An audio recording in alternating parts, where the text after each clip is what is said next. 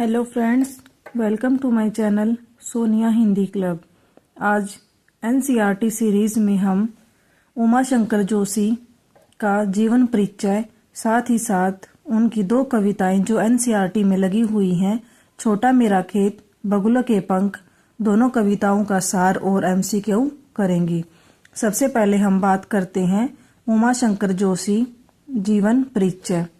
उमा शंकर जोशी 20वीं सदी के गुजराती काव्य के प्रमुख कवि एवं निबंधकार माने जाते हैं। इनका जन्म सन 1911 ईस्वी में गुजरात में हुआ था। सन 1988 में इनका निधन हो गया था। रचनाएं: जोशी जी बहुमुखी प्रतिभा संपन्न साहित्यकार माने जाते हैं। वे गुजराती कविता के प्रमुख कवि होने के साथ साथ गुजराती निबंधकार के रूप में बेजोड़ हैं। उन्होंने कविता, निबंध, कहानी आदि अनेक विधाओं पर सफल लेखनी चलाई है। उनकी प्रमुख रचनाएं निम्नलिखित हैं। एकांकी है विश्व शांति, गंगोत्री, निशित, प्राचीना, आतिथ्य, वसंत वर्षा, महाप्रस्थान, अभिज्ञा। कहानी है सापन अबारा शहीद।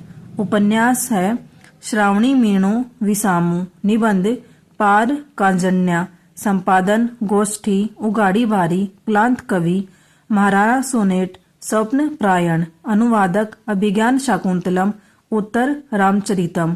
पत्रिका संपादन है संस्कृति। साहित्यिक विशेषताएं हैं: श्री जोशी ने 20वीं शताब्दी की गुजराती कविता को नई दिशा प्रदान की है। उनकी कविता में नया स्वर है और नई शैलियां हैं। वे परंपरा से जुड़कर भारतीय जीवन मूल्यों की स्थापना करना चाहते हैं। वे भारतीय रंगों से पूरी तरह रंगे हुए हैं। कवि ने अपनी कविताओं के माध्यम से पाठक को प्रकृति के विभिन्न रंगों से परिचित कराया है। उन्होंने प्रकृति को नई शैली के माध्यम से व्यक्त किया है। उन्होंने साहित्य की अन्य विधाओं पर अपनी लेखनी चलाई है और उन्हें विकसित होने में सहायता दी है। इनका संबंध भारतीय स्वतंत्रता की लड़ाई से भी रहा है, इसलिए उन विचारों की छाप इनकी कविता पर स्पष्ट रूप से है। उन्होंने आजादी की लड़ाई के दौरान कई बार जेल यात्रा भी की थी। कवि छायावादी काव्य धारा से गहरे प्रभावित हैं। गुजराती होने के कारण इन्होंने प्रादेशिकता के प्रभाव को अपनी कविता में प्रस्तुत किया है। इन्होंने मानवतावाद, सौंदर्य और प्रकृति चित्रण पर विशेष रूप से लेखनी चलाई है। अपनी भावना प्रधान कविता में इन्होंने कल्पना को इस प्रकार संयोजित किया है कि विचार मानव जीवन के लिए ठोस आधार के रूप में प्रस्तुत हो पाने में समर्थ सिद्ध हुए हैं। कल्पना के रसायनों को पीकर बीज गल गया है।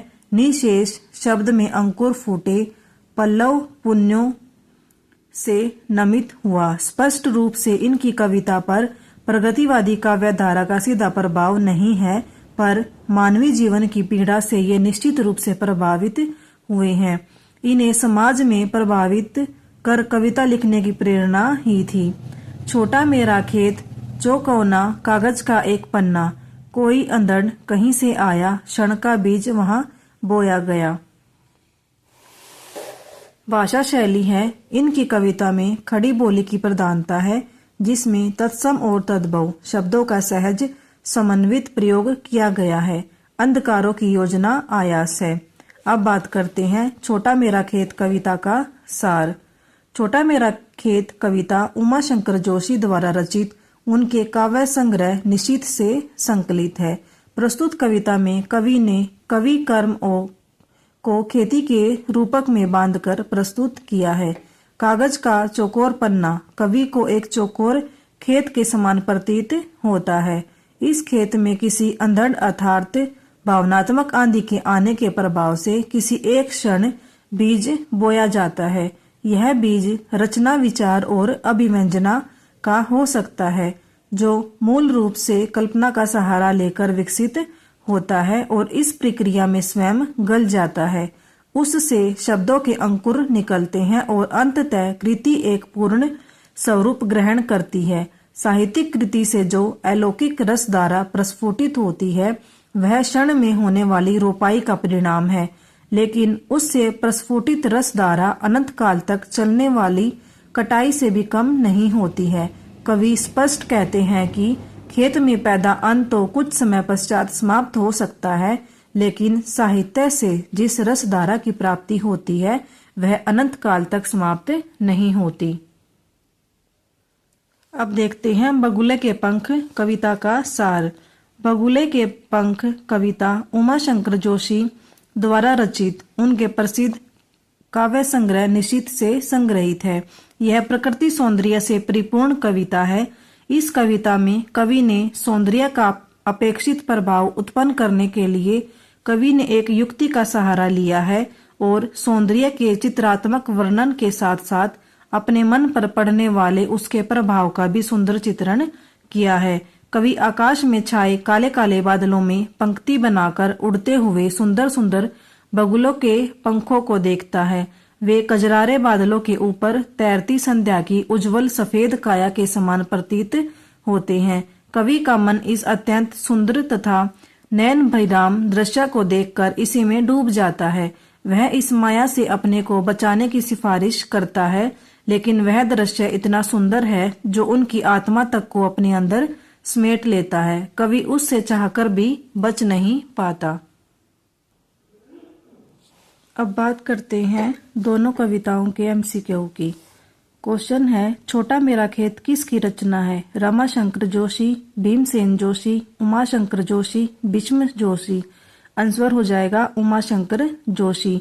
यहाँ कवि किस खेत की बात करता है? मन रूपी खेत, कागज रूपी खेत, प्यार रूपी खेत, हरियाली रूपी खेत। आंसर हो जाएगा कागज रूपी खेत।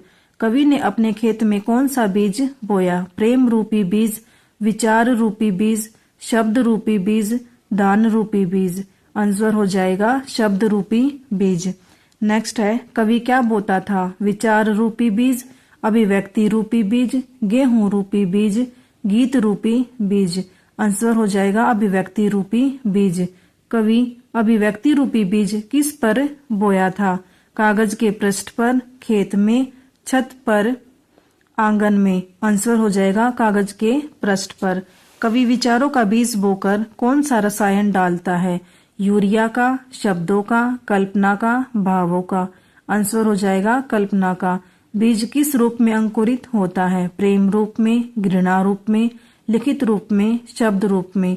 आंसर हो जाएगा शब्द रूप में। कवि ने किस रस की अमृत धारा को अक्षय बताया है? साहित्य, करुण, वात्सल्य, श्रृंगार। आंसर हो जाएगा साहित्य। साहित्य की रसधारा कब तक चलती है? प्रातःकाल, सायंकाल, अनंत काल, समकाल। आंसर हो जाएगा अनंत काल। कवि ने किसे रसायन कहा है? शब्द, कल्पना, यूरिया, साहित्य।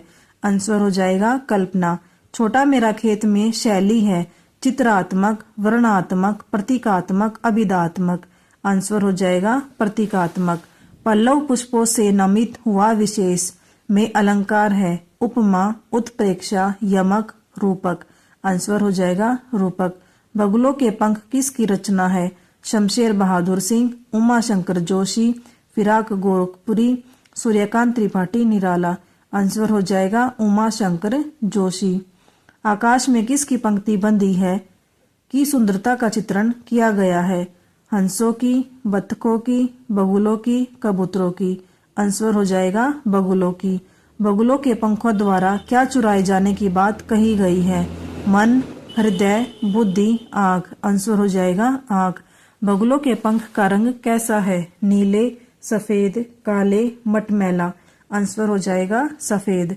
आकाश किससे भरा हुआ है? सफेद बादलों से, संतरी बादलों से, काले बादलों से, स्लेटी बादलों से। आंसर हो जाएगा काले बादलों से।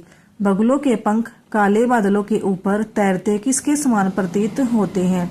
प्रातःकाल की संदूरी काया, सायंकाल की पीली काया, रात्रि की काली काया, सांझ की श्वेत काया। आंसर हो जाएगा सांझ की श्वेत काया। आगे है, कवि को बगुलों का कौन सा सौंदर्य अपने आकर्षण में बांध रहा है? काया रूपी सौंदर्य, माया रूपी सौंदर्य, रूप रूपी सौंदर्य, पंक्तिबद्ध रूपी सौंदर्य। आंसर हो जाएगा माया रूपी सौंदर्य। कवि ने किसकी सुंदरता का मनोहारी चित्रण किया है? पंक्तिबद्ध बगुलों की, पंक्तिबद्ध हंसों की, पंक्तिबद्ध बतखों की, पंक्तिबद्ध कबूतरों की। आंसर हो जाएगा पंक्तिबद्ध बगुलों की। कजरारे बादलों की छाई नम छाया में अलंकार है। यमक, उत्प्रेक्षा, श्लेष, रूपक। आंसर हो जाएगा रूपक। बगुलों के पंख में शैली है। प्रतीकात्मक, अभिधात्मक, चित्रात्मक, वर्णात्मक। आंसर हो जाएगा अभिधात्मक।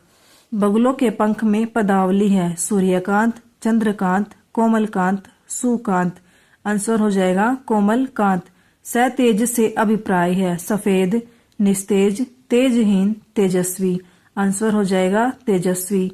अंधड़ से अभिप्राय है। अंधेड़, अंधा, अंधेरा, आंधी। आंसर हो जाएगा आंधी। छोटा मेरा खेत कविता में किसकी कटाई की बात कही है? क्षण की, अंकुर की, अनंतता की, फसल की। आंसर हो जाएगा अनंतता की। बगुले कैसे उड़ रहे हैं? पंख खोलकर, फड़फड़ाकर, पंख बंद कर, पंक्तिबद्ध होकर। आंसर हो जाएगा पंक्तिबद्ध होकर। कागज का पन्ना के लिए कवि ने क्या उपनाम दिया? चौकोना खेत, बीज, रस का अक्षय पात्र, अनाज का भंडार। आंसर हो जाएगा चौकोना खेत। बगुलों के पंखों द्वारा आंखें चुराने से क्या तात्पर्य है? चोरी करना, सुंदर दिखाई देना, ध्यान आकर्षित करना, न्योछावर होना। आंसर हो जाएगा सुंदर दिखाई देना। छोटे चौकोने खेत उपमान का प्रयोग किसके लिए किया गया है? फसल, पल्लव, कागज का पन्ना, वर्गाकार। आंसर हो जाएगा कागज का पन्ना। छोटा मेरा खेत कविता में कौन झूमने लगे? पेड़, फल, गायक, शराबी। आंसर हो जाएगा फल। बगुलों के पंख कविता में सांझ की सतेज श्वेत काया क्या कर रही है? तैर रही है, उड़ रही है, भाग रही है, नहा रही है। आंसर हो जाएगा तैर रही है।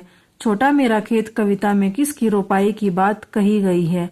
बीज की, फसल की, खेत की, क्षण की। आंसर हो जाएगा क्षण की। छोटा मेरा खेत कविता में किसके अंकुर फूटने की बात कही गई है? गीत के, बीज के, वृक्ष के, शब्द के। आंसर हो जाएगा शब्द के। बगुलों के पंख कविता में आकाश में कैसे बादलों की छाया छाई है? गहरे, काले, चितरे, नीले। आंसर हो जाएगा काले। बगुलों के पंख कविता में किस वक्त की सतेज श्वेत काया तैरने की बात कही है? प्रातः, दोपहर, सांझ, रात। आंसर हो जाएगा सांझ। Thank you.